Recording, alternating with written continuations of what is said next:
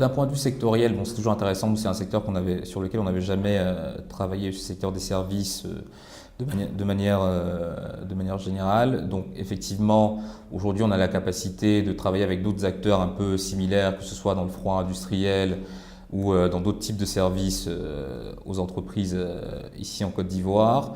Ensuite, le fait de mener ce processus face au groupe Engie a été également bénéfique pour nous parce que ça a permis de montrer qu'on avait quand même un certain niveau de standard qu'on respectait nous ici et qu'on pouvait discuter entre guillemets d'égal à égal et défendre les intérêts d'une PME locale d'égal à égal avec un groupe international comme le groupe Engie. Donc c'est un bon exemple de ce qu'on peut faire ici pour des propriétaires de sociétés.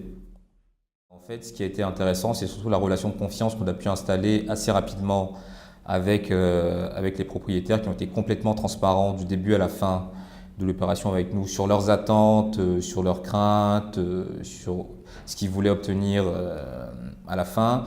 Donc ça permet pour nous de défendre au mieux les intérêts de nos clients. Donc c'est un peu le message qu'on veut faire passer parce que parfois on exerce un métier ici qui n'est pas forcément très connu. Donc c'est-à-dire que la plupart des propriétaires de sociétés ont un peu de mal à se dire bon, ces gens-là, qu'est-ce qu'ils vont faire pour moi? Est-ce qu'ils vont vraiment défendre mes intérêts ou pas?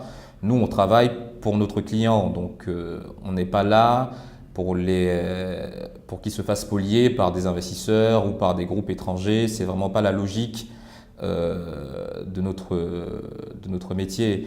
Et effectivement, sur des opérations comme ça, je pense que ça va être de plus en plus le cas vis-à-vis d'acteurs internationaux.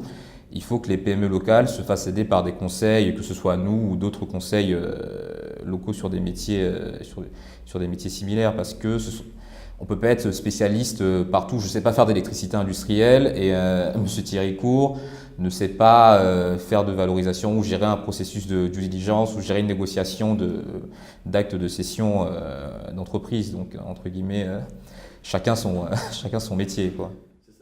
Je pense qu'il y a encore un peu de pédagogie à faire sur ce métier de conseil financier.